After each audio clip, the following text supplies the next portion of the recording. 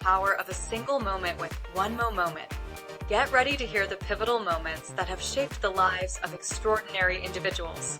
From inspirational stories and professional breakthroughs to personal anecdotes and life-changing decisions, One Mo Moment uncovers the essence of what drives us forward. Listen to conversations with industry experts, creatives, and everyday heroes, each sharing their unique journeys and valuable insights. Get ready to be inspired, motivated, and moved, because one moment has the potential to change everything. Now here's your host of One Mo Moment, Mo Gerhardt.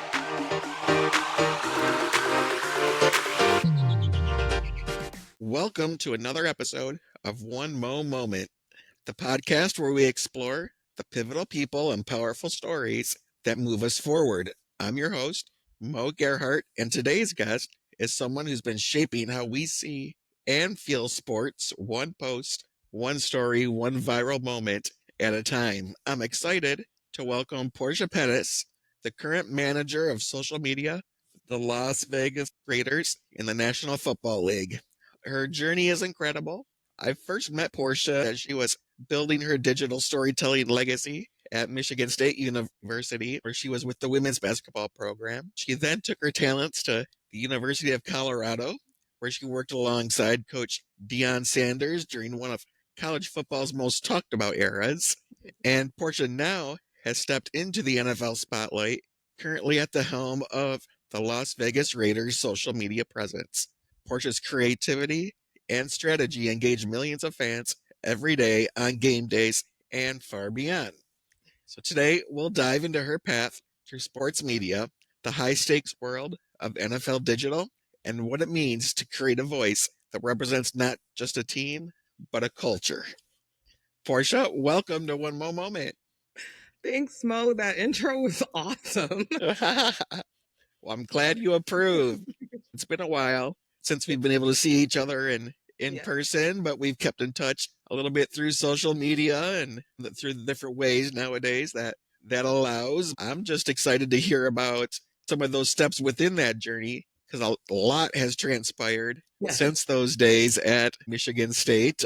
Obviously, like I said, being there at University of Colorado, and you were actually there right before, if I'm not mistaken, right before Coach Prime was hired in, and then you had that, I'm sure you could almost say maybe media circus when he was obviously on board there to now being in the NFL with the Las Vegas Raiders. Honestly, one of the football teams in the NFL that has a really storied tradition, and I'm sure they have quite a few social media pointers or requirements that they make sure you follow through to sort of maintain that image of the silver and black there in Raider Nation. So honestly, Portia, if you don't mind, why don't you just tell our listeners a little bit about that journey even prior to MSU, a little bit about your background and some of the interests you had that have led you to the career that you're in right now. Of course. So to start, I'd say I'll start kind of my youth. I've always been creative. I have always loved art, drawing, painting, designing things. So I did go to college for art. I have a graphic design bachelor's, and I learned so much during that. I ended up ending school, and I wasn't really feeling art for a little bit. So I actually started selling insurance. And I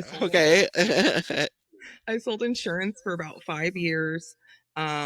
And I was freelancing in the meantime, making logos and stuff for like small businesses and like brochures, business cards, things like that. Yeah. But nothing really serious until I'd say about 2017. I made friends with a basketball coach, and that changed my life. So I started doing like freelance graphics for that team, which was CSU Pueblo. That's actually my alma mater. Yep, that's what I was wondering. Yeah. So I actually ended up going to school there. Freelanced for them a little bit. Then we moved to Louisiana. I freelanced for Northwestern State's women's basketball team while we were out there. Really just building up my portfolio. I had never worked in sports, but it had always been like an interest of mine.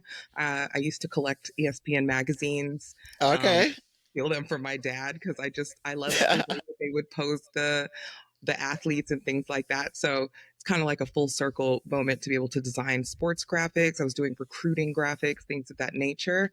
Moved to Michigan. I was doing some stuff for Central Michigan. And they said, hey, we think Michigan State might actually have a job where you could do this full time. And so I ended up getting connected with Maria Fantana Rosa, who is on staff Yeah, at the time. And I love Maria. yeah, I love her too. So she really helped me out. She told me like exactly what they were looking for in the position. She told me it wasn't just a graphics position, but that they wanted someone that could edit videos, someone that could run social media. I told her I could. I wasn't sure that I could, but I told her I could. That's right. That's right. Fake it till you make it, right? I taught myself Premiere Pro and how to edit a video in 3 days. I took one of their YouTube videos of Nia Clouden, their star player at the time, and I remixed it. And they loved the video. They loved the graphics I was making. And, you know, I told them that I could handle the social media. I ended up getting that job, and a lot of it was winging it, but I learned so much and I was able to kind of craft my own style, if I could say. Yeah, of course. Yeah, with the social media. Um, and that was honestly a blast. I fell in love with just content creation. I fell in love with the team. I fell in love with Michigan. I just loved every part of that job. Being able to interact with the players and like getting their input on what we're posting. And I feel like that's really important. It's like if the team likes what we're posting, they were probably doing a good job. Yeah. So that's how I ended up Michigan State. I stayed there for 2 years, but I was a little homesick. So I applied at a bunch of jobs, and this Colorado job popped out, and it felt too good to be true because, of course, it's back home. It's at another Power Five school, and they seemed very interested in me. They actually hired me very quickly. It was like I had an interview Thursday, a second interview Friday, and they offered me the job the next Monday. Wow. Yeah. And so moved to moved from Michigan to Colorado. Started there. I had no idea what sport I would be handling. They hired me under athletics, where at Michigan State I was solely women's basketball and I worked for the women's basketball team. At Colorado, they hired me through the athletics department. Okay. So I knew I'd be assigned a sport or two, and I wasn't sure if it would be more graphics, more social. They told me it could be anything. And so once I got there, my supervisor was like, "Do you like football?" And I was like, "I do." And she was like, "Okay, well, I kind of want you to work with the football team." And I was like, "Okay." She said it so nonchalantly, but that is a huge deal. Oh yeah, Power Five Yes, football. That drives everything. exactly. She gave me the, you know, heads up that the team isn't great, but there's great people on the team. And so met the squad. You know, we had our little growing pains because I had never had a team. At Michigan State, I was a one-man band Yep. doing graphics, video, social. Here I had a graphic designer, a photographer, a videographer, and then an army of interns. So delegating tasks was hard at first, but the team I had was actually very, very helpful with that. They were like, "Girl, just focus on posting things," Yeah. which was very helpful as well because that I never gotten to focus on one thing. So that was really nice. That year the team went 1-11. That was a rough season. I truly can't explain that to anybody. I really had to adjust strategy so much. I even created a social strategy, like what to do when we lose. Like Right. these are the things that we will do. This is what we won't do.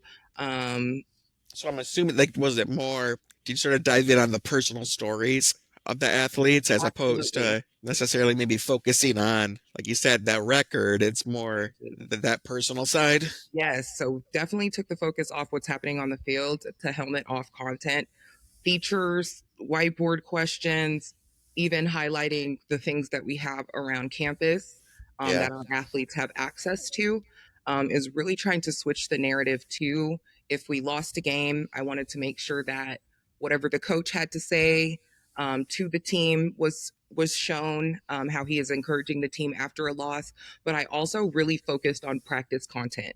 I wanted the fans to see that even though we're losing these games, we are working hard Yeah. during the week to try to flip that. Um, and that actually was very successful. We had good engagement, even though we weren't good on the field. And so Right. I think that really helped me. Once the season or well, dang, they didn't even end the season. During the season, they let our coach go. It was Yeah. towards the end of the season, so we knew that there would be a new coach.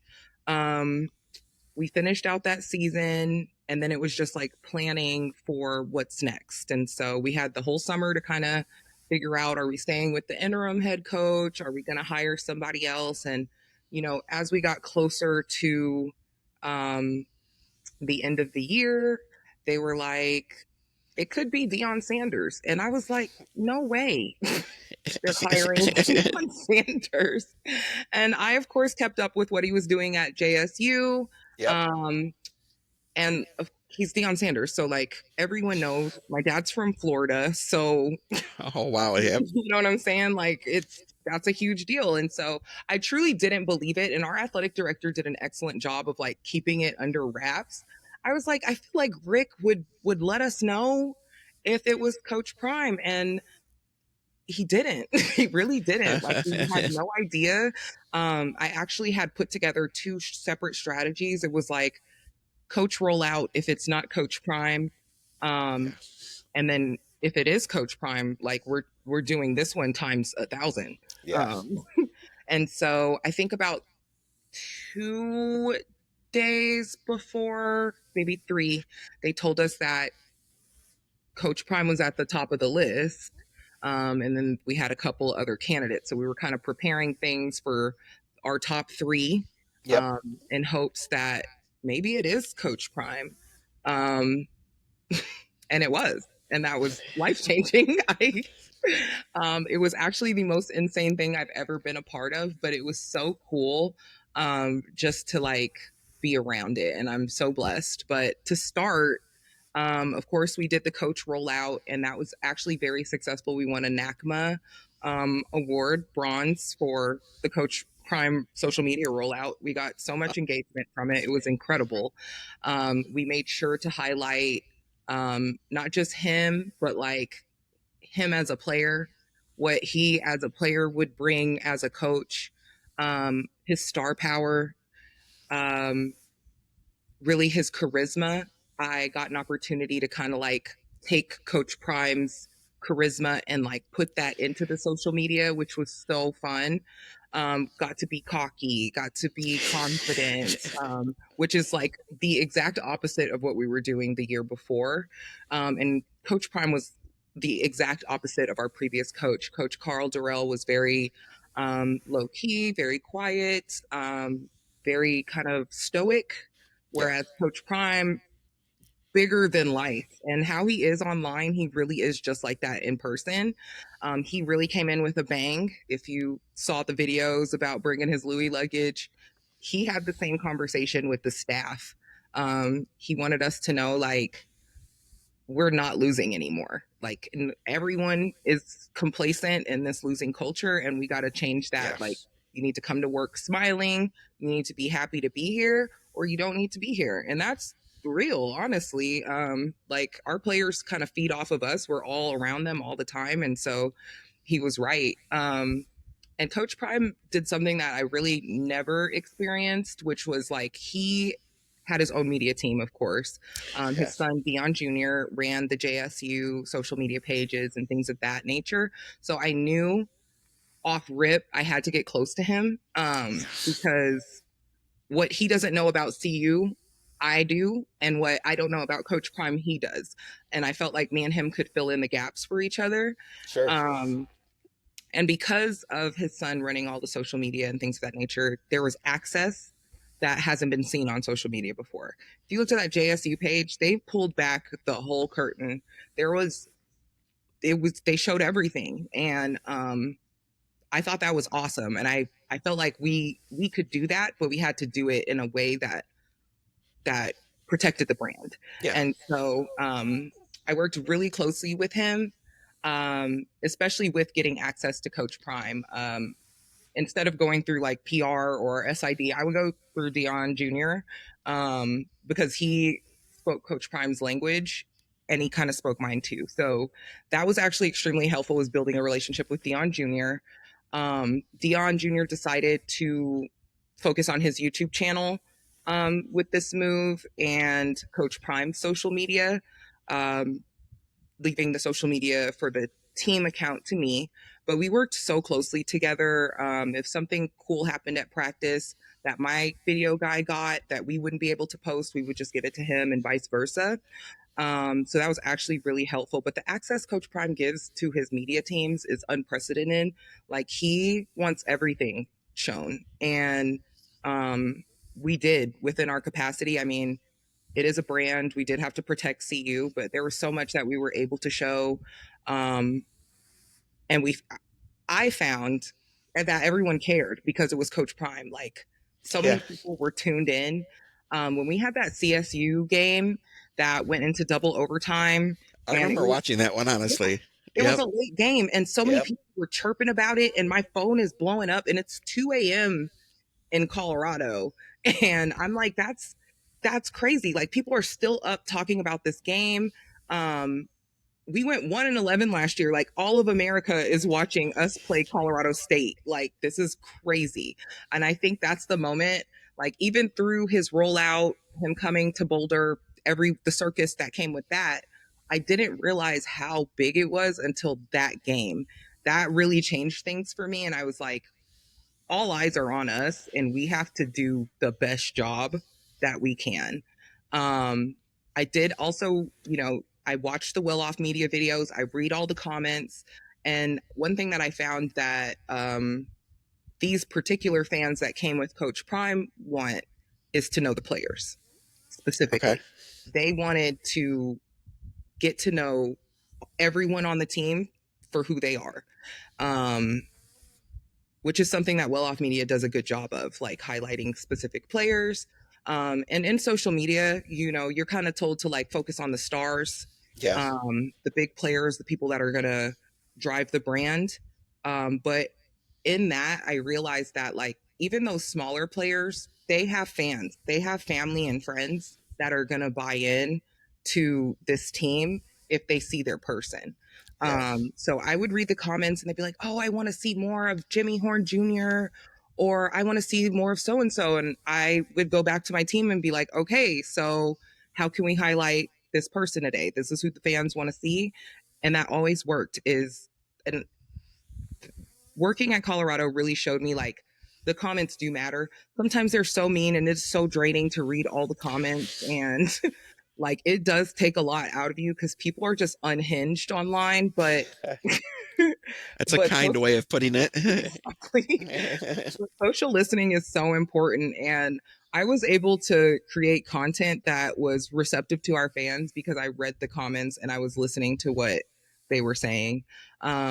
Those fans are tenacious. They would find me on social media and be like, why did you guys post this? And why didn't you post this? And when are you going to post this? And so I felt we were very accountable to our fans. And so you're talking about like your personal My accounts. personal, like they would Yeah. find personal Instagram and DM me like, what are y'all doing on this page? And so I wanted to validate them and show them like I do appreciate all the attention that you are giving me. Like, our followers, we had 50,000 followers before Coach Prime, and there's like 1 million now. Yeah. Which is insane. So you can't help but listen to those people because they aren't Colorado fans, they're Coach Prime fans. Let me ask you this though. Yeah. How much of a balance though did you have to find between sort of catering to the Coach Prime fans to the alum, the University of Colorado Buffalo fans that whether it's Coach Prime or whoever it may be, they're in for it for, the black gold. Exactly. So that was another point of emphasis for me in social strategy is we have all these new fans that don't know anything about Colorado. So this is a time that we can educate them. Like we won a national championship in 1990. We have had incredible players, Cordell Stewart, Yep. Michael Westbrook, Eric Bieniemy. Those are all buffs, and people don't know that. And these people for sure don't know that. They think that we're just this 1-11 team that's been Yeah. trash for a couple of years. And so I made a big effort to make sure that we highlighted our alums, highlighted the previous greatness that this program had, and then tied it back to that's what Coach Prime is going to bring back to Colorado. And it was great. Like there was always a comment like, "Oh my God, I had no idea he was a buff," or blah blah blah. And it also worked because the alums that probably weren't interested in the team because we weren't that great, you know what I'm saying? They were willing to come back and they were willing to rep the team. Like they're DMing us now and they're like, "Can you send me some gear? Like I want people to know I'm a buff." Yep. And so it was like it was like a trickle down effect. It was perfect. But yeah, I took a extra time to make sure that we were educating our fans on the CU Buffaloes, our traditions, Ralphie, all of those Cancer, types yeah. of things. Like Colorado is, I mean, the University of Colorado is cool. Like Boulder's gorgeous. There's a buffalo. It's a real buffalo. Like Yep. that's so cool. The uniforms are awesome. Everyone that works there is awesome. So it was really nice to be able to like highlight the different departments that we have in the athletics department, whether that's nutrition, the weight staff, equipment, but even like our history. I think that was a really big point of emphasis that worked out great because now a million people know about buffs and why Ralphie runs. Exactly. I know. We had talked about this a little bit before, right before you were leaving Michigan State. Both my grandparents were graduates of CU, and honestly, the very first Michigan State football game I ever went to, which was like in the early 1980s, happened to be against CU. So I went with my parents and my grandparents. So Yeah. both my parents MSU alum and then my grandparents CU alums. So it was just weird. I remember when we sort of connected, and I believe too, your dad was it Air Force or Army. Army? Okay, yep. But there was that military background too Yes. that we both had. So yeah, that was always enjoyable. I have to imagine in some ways when you're talking about that presence and pulling back the curtains with Dion, is it fair to say in some ways it would be like a reality TV? You know, almost something like the Kardashian family, something along those lines where you're mentioning the all access, but what you see is what you get. Very much so. All of them are so authentically them. Like it's almost kind of funny. They really are just that charismatic. Him, Shador, Shiloh, Dion Jr., they all are very confident, charismatic people. So it really was like, and the way people like ogle them. Yeah. It really was like a reality TV show. Like people like, "Oh my God, you get to talk to Shador Sanders." And I'm like, "Yeah, I ate lunch with him yesterday. He's cool." You know what I'm saying? Yeah. But it very much was like that, especially because while I was there, they were recording the Amazon Prime documentary. Yep.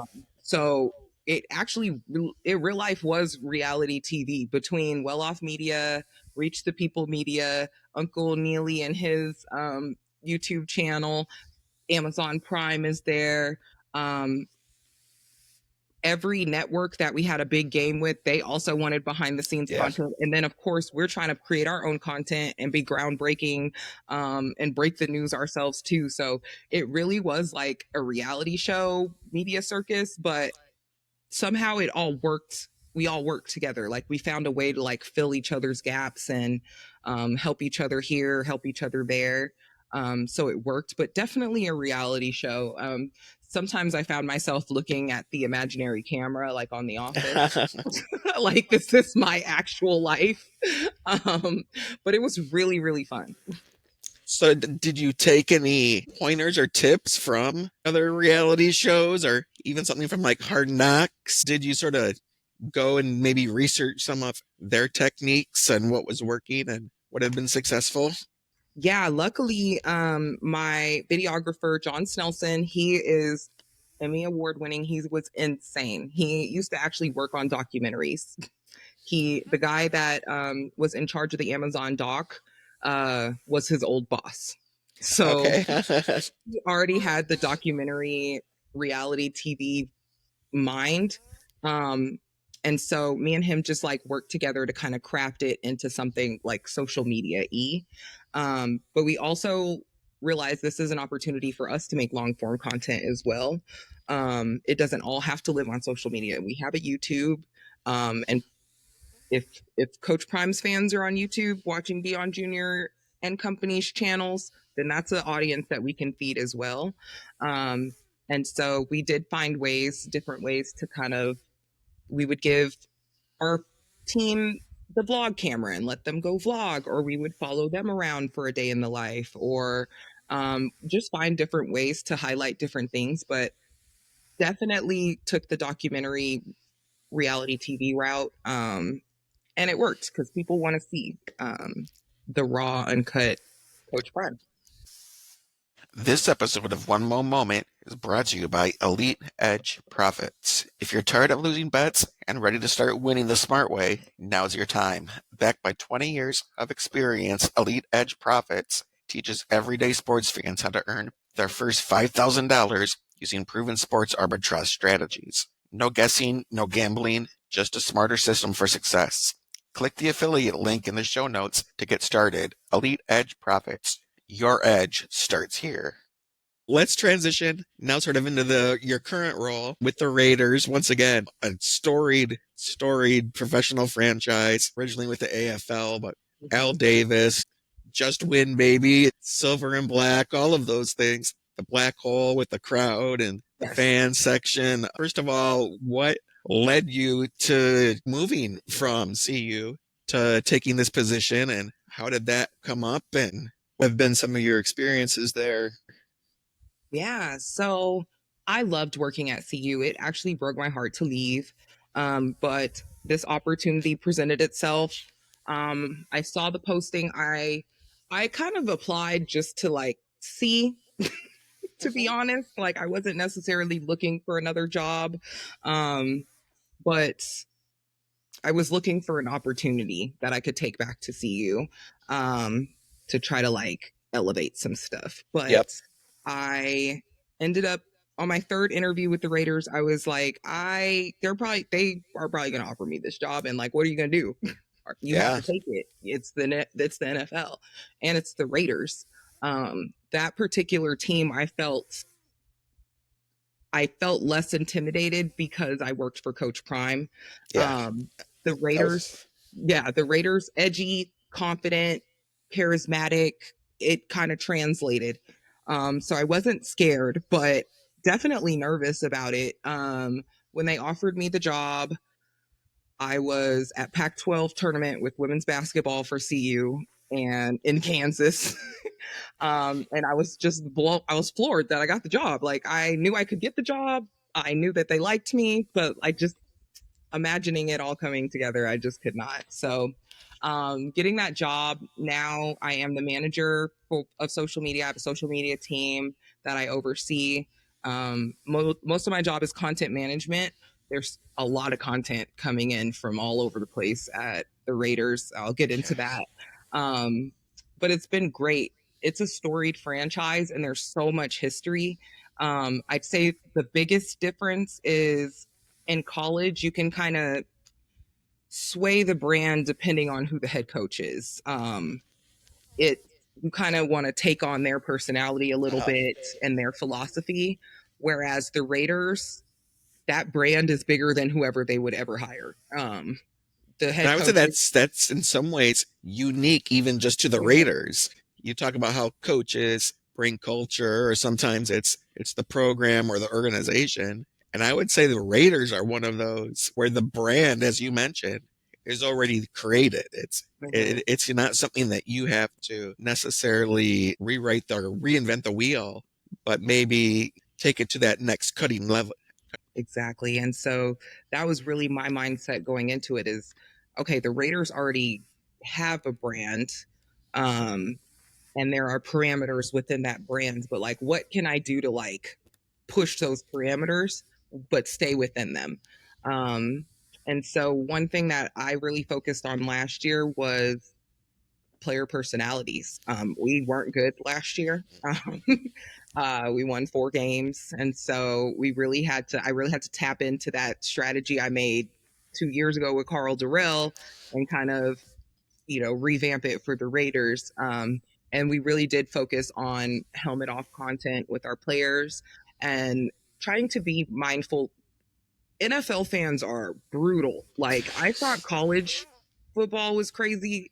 No, NFL fans are a whole different monster.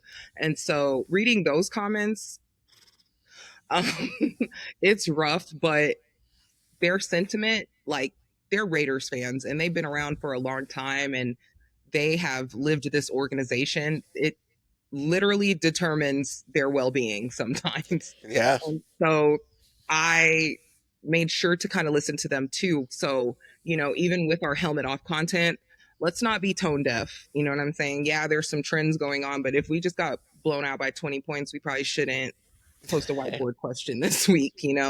Um, so so yeah, I'd say these fans, listening to them, they're all over the place sometimes, but they love the Raiders, and that's really the underlying thing that I kind of keep in my mind when I'm reading comments and they're being mean or they're hating on the content. It's they're they're just invested a little bit more than any fan base than I've ever worked with, and so I just try to take that into consideration. And you mentioned too, sort of the difference between coaches, culture, and organization. Well, Hmm. now in some ways, you have a little bit of both. Pete Yes. Carroll coming in, definitely, and once again, not like a Deion Sanders personality, Hmm. but within his own right, he has his own just sort of personality that you see on the cameras. And for his age, he seems extremely youthful at heart and one of just someone that would be fun to work with. And I guess what was been your experience so far with Pete as far as on the social media side? Have you seen differences compared just under the coaching staff from last year? Yeah. So I loved our last coach. He was so Raiders. But Coach Carroll is that commitment to excellence, that pride and poise that the Raiders talk about. He is awesome. He's like a dad, and he brings this energy to the headquarters. I can't even explain it, but it like radiates off of him. He's so cool with us doing our content. He gives us a lot of freedom. Um, he even hops in the whiteboard questions sometimes. But the his energy is infectious. And that kind of energy, it's like building hope in our fan base. So showing him being positive and hyping our players up has been excellent content for us. But it's real. Like, that's really what he's doing for our team, is like putting life back into them. And it's awesome because we get to show that. Um, our fans were so disappointed last year, but I think Coach Carroll, the experience he brings, him bringing in Geno Smith, Yep. having Tom Brady in the front Yep. office, all of those things have come together to create a really positive presence and outlook for Raider Nation. Um, I'm so thankful for Coach Carroll. He's so awesome. I saw him in the hallway one day. He said, "What is your name? What do you do? Tell me all about it." He's just really cool, really down to earth, really approachable. Um, and that's awesome for us.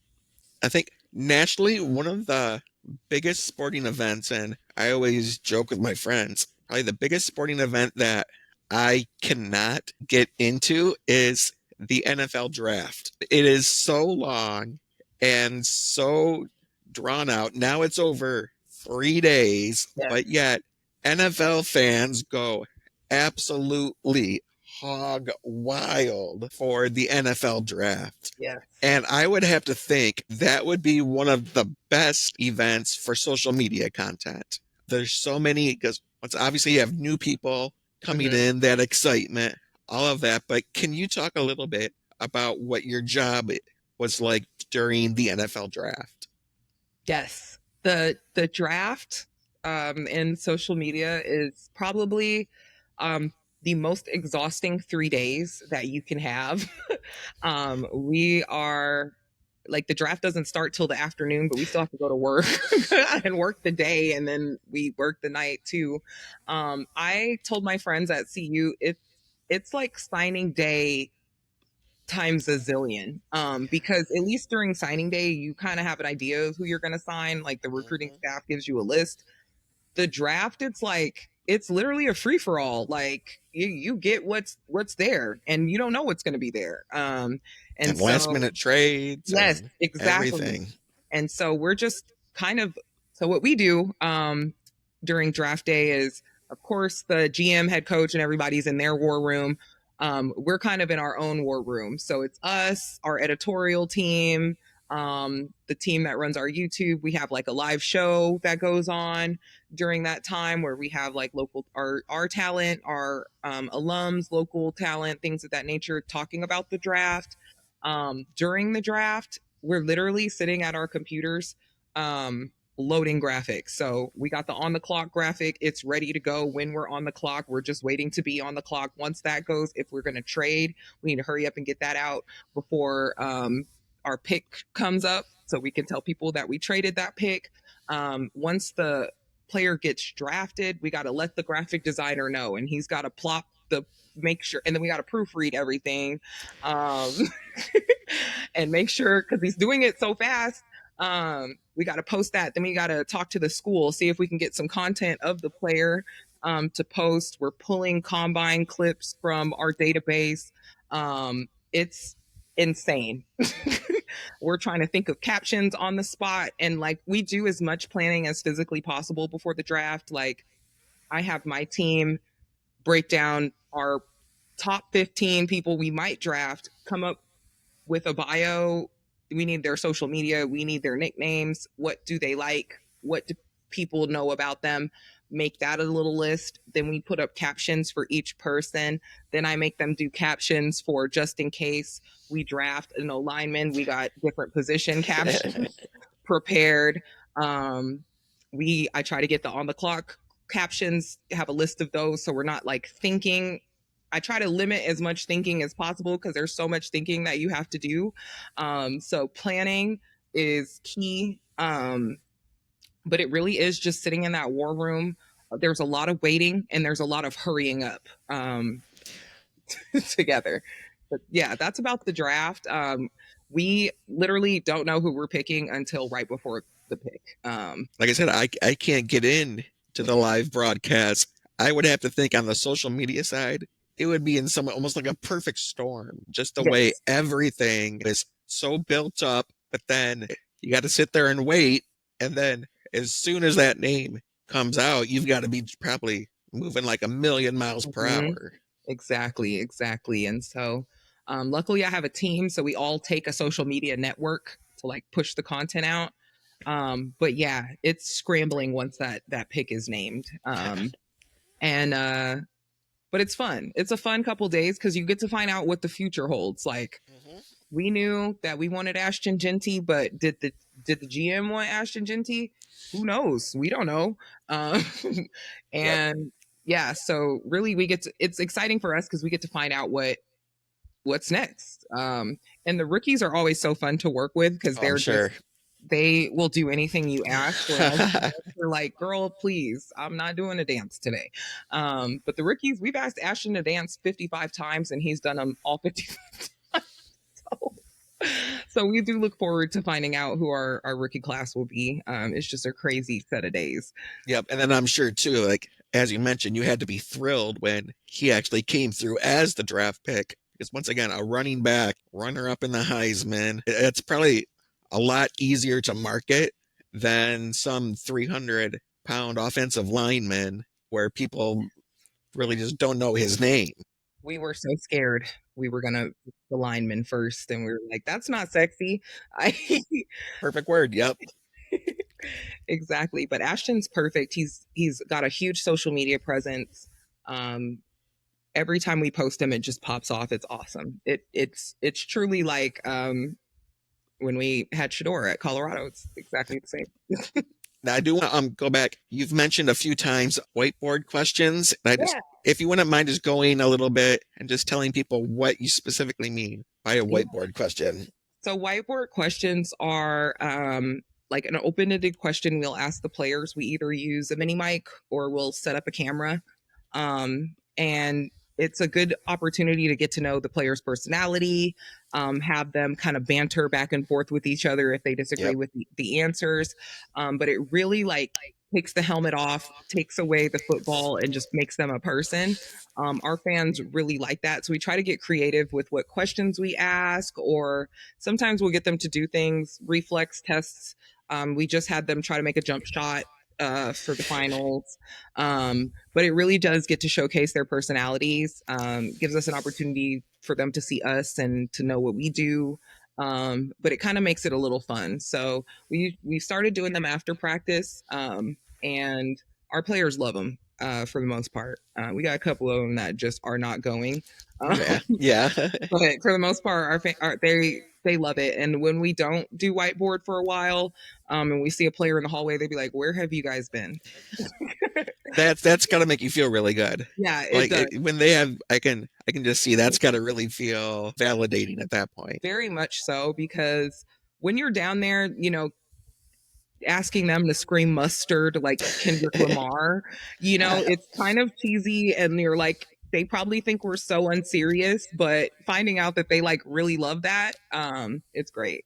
With the history of the Raiders, then within your position, how do you balance the real-time engagement to also the history of the franchise, but then also for something like a long-term campaign? What's that balance look like? Yeah, so that's really most of my job is finding that balance.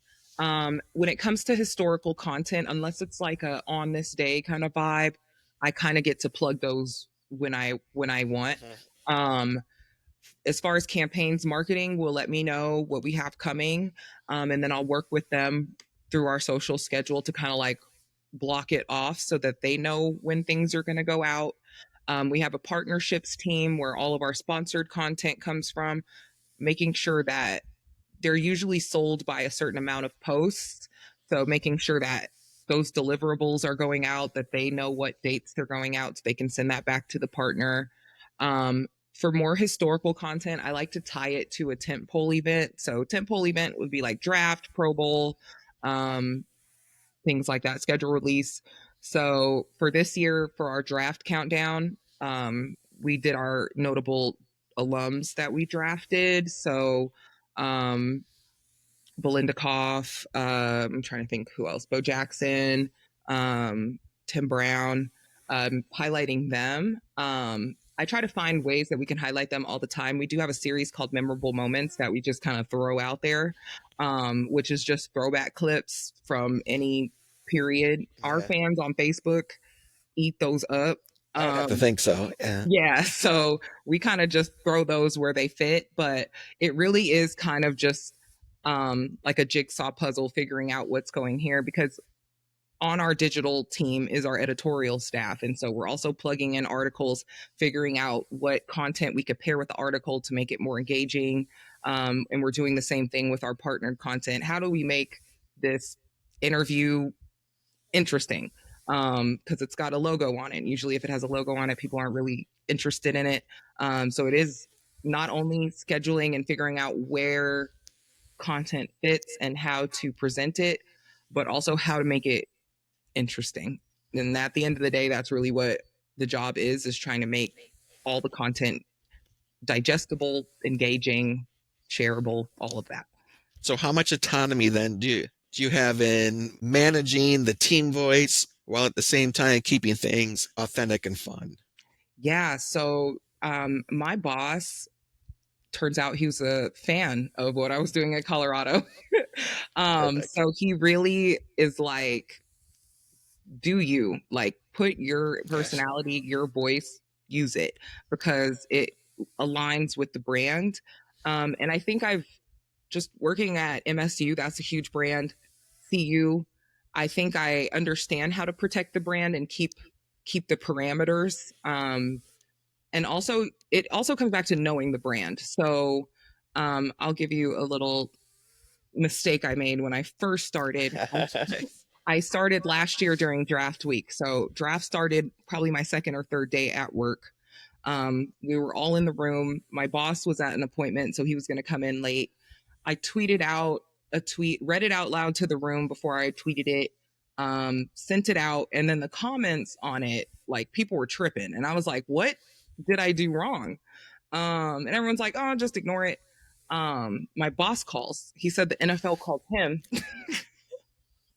So basically, what it was, one of our draftees ran a very fast 40.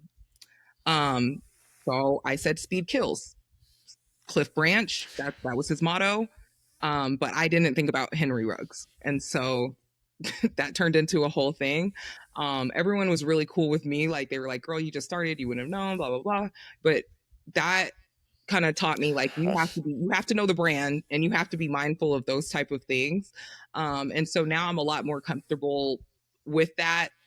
You kind of, the Raiders do have some history. Oh, yes. And so making sure to tiptoe kind of around those things. Don't want to trigger the fan base. Don't want negative press on the Raiders. So I use my voice. I try to be edgy. I try to channel like music lyrics and things of that nature, but also keeping in mind what the brand has been through, and trying not to bring up any negative feelings from the fan base. Yeah.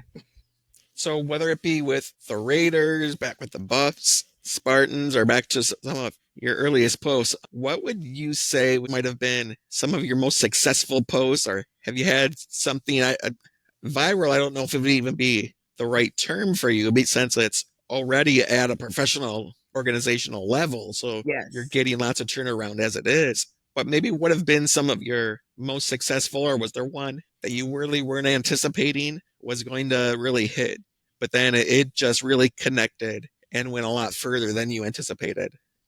Yeah. Okay, this one's kind of funny. When Colorado played Nebraska, it's a huge rivalry. Yeah. Um, Big from 12 back, days or Big yeah, 8 days. Yeah. big 8 days back in the day. And we hadn't played them for a couple of years. So it was kind of a huge deal. I thought it would be funny to like, we just bought a bunch of corn. It was in season anyway. Okay. And like, we were like, what do we do with all this corn? So I just took it upon myself. I was like, it might be funny to just throw some corn in the trash. So I took a trash can to the field. And they had the matchup. I think it was the Friday before the matchup. So it was on the Jumbotron. And I just tossed this corn in the trash.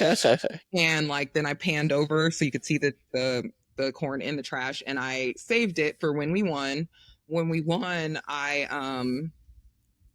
put like this Kim Kardashian sound, like, look at this. So Yeah.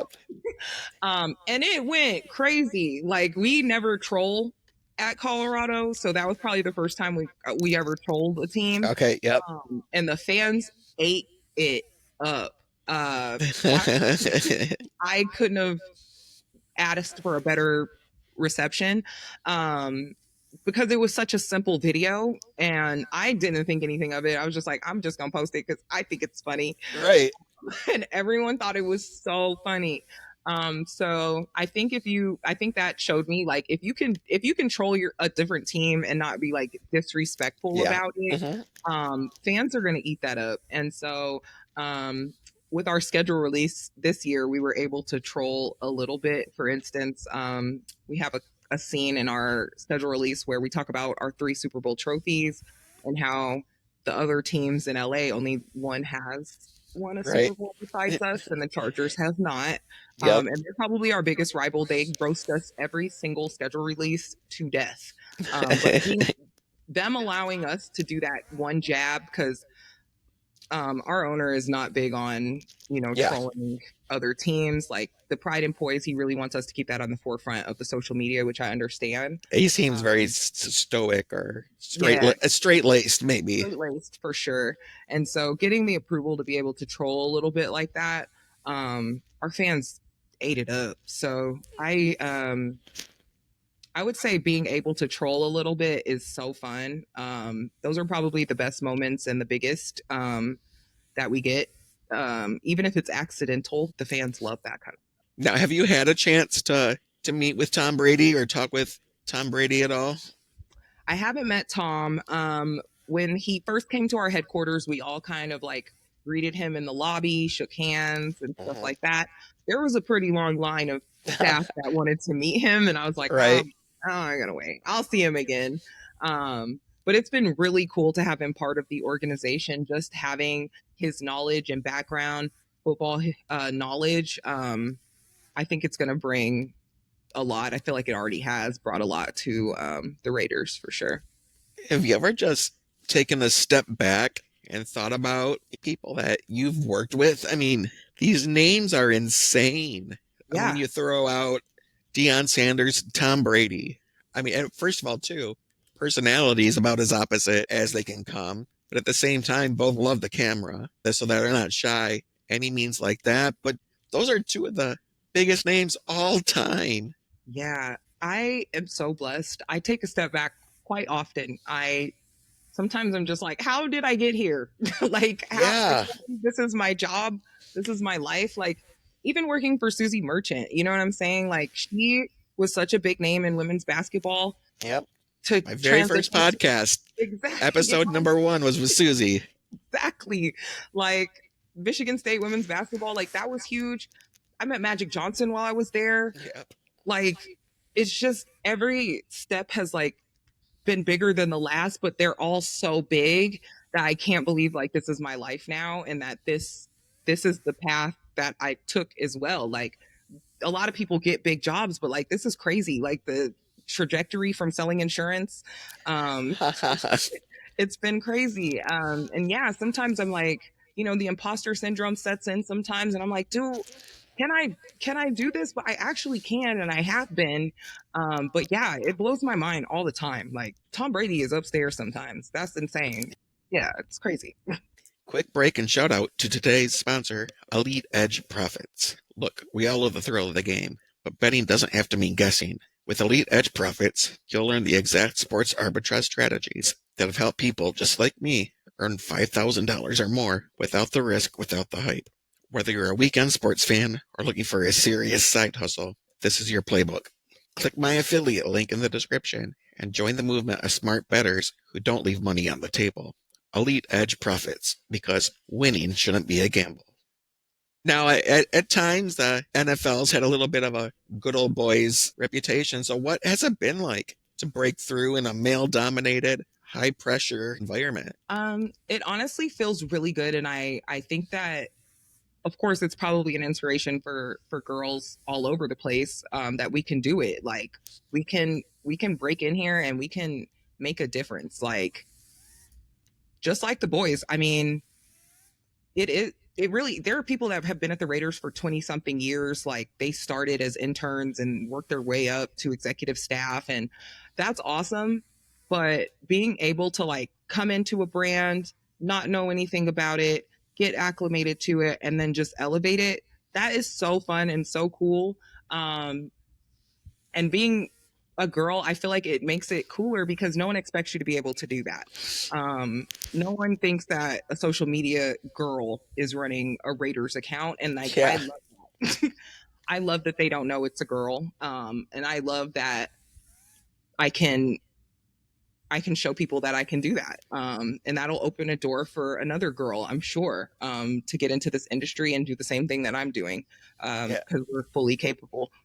Well, to piggyback off of that, then, what advice would you give to other females, other underrepresented creatives that are pursuing the same type of career path that you're living? So the advice I would give is to be authentic. Find your style and tailor it to you, because we are all doing the exact same thing. And I try to tell my team that too. We are literally just reinventing the wheel. We are all posting the same type of content. It's all practice content. How can we make it cooler than the other person's content? Or we're all using kind of the same captions. How can we make ours a little more edgy? or how can we tie ours back to what's happening in pop culture? And so I would say finding your own style is probably really important, being authentic to that style, and take risks. Like I I hate change. I was I was scared to leave Michigan State. I really was. I It was my first like full-time sports job. I loved it. I was comfortable there. And I stepped outside of that and like my world exploded. And so I would definitely say take chances. Like there are so many opportunities um if you just like step outside yourself. Like sometimes you are in your own way, and sometimes being comfortable means it's time to shake things up. And so definitely be flexible, take chances, and be authentic. So I'm curious, like, in social media technology, there's always new and upcoming trends. I mean, we have AI now, fan generated content, all like the different personalizations. Do you have a vision, or what do you see sports media sort of going to as the next generation? Funny you say that because I feel like my boss is really an innovative guy. He started all the social media for the UFC and ran that for about Wow. 10 years. But his vision for us right now is to tap into more content creators. So people that are making content, even if it's not about the Raiders, animators, cosplayers, things of that nature, just different people on social media that create content, working with them to spread the Raiders brand. Maybe there's some girl that does nail designs and she can do some Raider nail designs, you know what I'm saying? And we can engage with her content. But really just stepping outside of sports and working with different content creators, different industries. I think that's probably the next step because the goal is always to grow the brand. And if you can reach a demographic that you don't normally reach, that you did it. So I think working with different content creators, working with different types of content. We want to use some of the content that our fans have been posting as reactions when we are playing games or we have certain things going on. So, really just incorporating our fan base and different content creators. I think that would be probably the next step because, again, like I said, we're all doing the same thing. It gets pretty redundant. And so, that's how we plan on mixing it up in the future. I ask people this question a lot, and lots of people try to sidestep it. But when you think about your legacy or the impact that you've made, what do you hope that your work has inspired? Or what do you sort of just, when you look back even at some of the content you've created, what do you hope that speaks to people? I hope that people see the content and social media that I put out and realize that it's you could be edgy and protect the brand. Um, I think that's probably I like it. yeah, that's probably what I bring to the table, and that's probably how I got this job. But really, like you can push the envelope and still protect your brand. You can do some off the wall stuff, and it could still fit within the parameters of what you need to work in. Um, and so I hope that's what people take from me is like you can be edgy, you can be, you know, a little rambunctious online and still protect your brand and have fun with it. And people are gonna eat it up. So now, if you could go back and talk with 8-year-old, 10-year-old Portia and see where you are now, what would you tell that young girl? Man, oh, that's funny you asked that because I always say that little Portia would be so proud of me. She wanted to be an artist and she wanted to be creative, and she was always told that that is not a career, Okay. but that's not a job. And so that's honestly why I went to school for graphic design. I probably would have went for painting or something like that, but I was like, I think I can make graphic design a career and still be artsy. But I would tell little Portia, I would tell her to keep going, to keep being creative, and to just create. I wish I created more in my youth, to be honest. I wish I would have believed in art more. So I probably would have told her, like, even if you can't picture it now, you can be creative for a living and make a living. So keep creating. I would probably tell her that. That's awesome. Now I'm going to flip that one a little bit. Okay. 25, 30 years down the road in the future, what do you see future Portia saying to present day Portia? Oh, man. That's always the tougher one. That is a tough one. I think I would be proud of me. I think I would You tell should me. be. You should be. I think I would be proud of the growth. I had never lived outside of Colorado before I moved to Louisiana, and like I never thought I would, and I was terrified to move, and I was terrified to move here, and I was scared to live in Michigan by myself, and like, but I did it, and all of those things led me here, and so I would applaud me for being brave, for stepping out of my comfort zone. I really like being comfortable, Mo. I really can't express that. I know everyone wants to be comfortable, but me, I can stay put forever.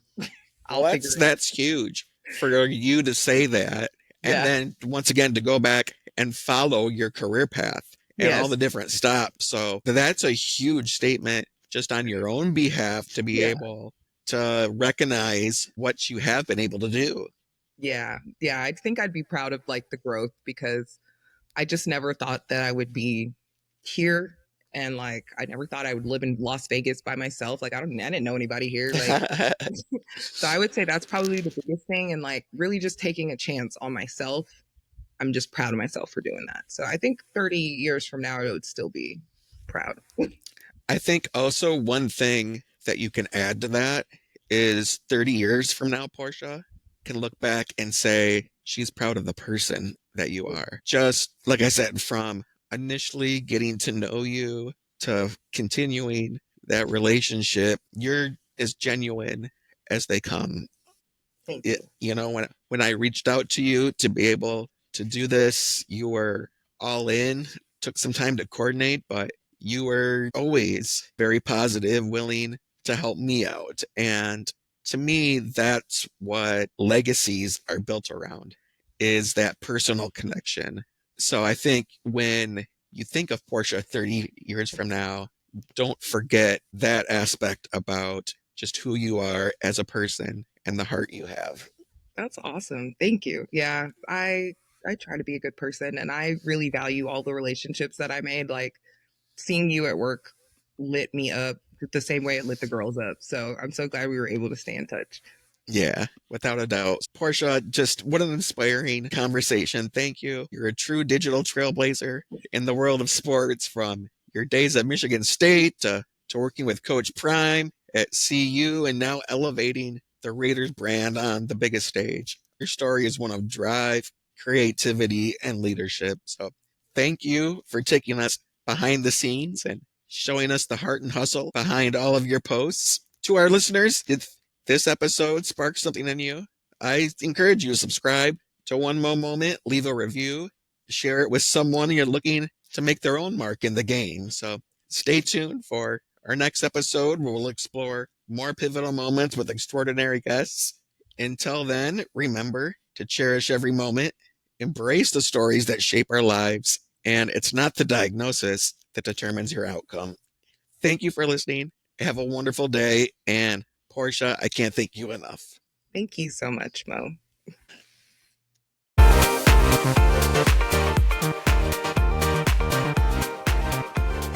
Thank you for joining us on this episode of One Mo Moment. We hope you were inspired by the incredible stories and insights shared today. If you enjoyed this episode, please be sure to subscribe and leave a review. Don't miss our upcoming episodes, where we'll continue to explore the pivotal moments that shape extraordinary lives. Stay tuned for more inspiring guests, powerful stories, and valuable lessons that will motivate and move you. Join us next time for another unforgettable One Mo Moment. Until then, remember, it's not the diagnosis that determines your outcome.